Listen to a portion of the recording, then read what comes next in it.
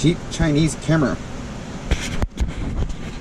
GoPro Hero 6, which I recently got from work.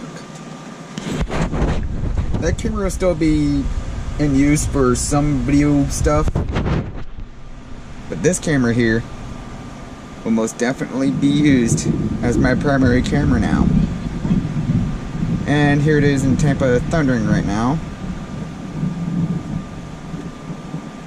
Yeah, just another useless vlog video. New camera, so the audio will be a major step up, because, you know, I did win this from work the other day. Anyway, it'll save me a few $100s from getting a dedicated camera, which I'll still end up getting later throughout the years. Just think about the GoPro Hero 6, it has no way of a front-facing screen or whatever it is, which is why I have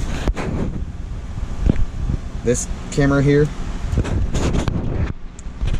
But yeah, definitely looking forward to making more videos with this thing and taking it out and about, since it's a lot more smaller. That also means I'll have to get a bigger camera bag, because when I go traveling I like to have both cameras with me. But yeah, just a quick useless vlog video. Anyways, catch you later.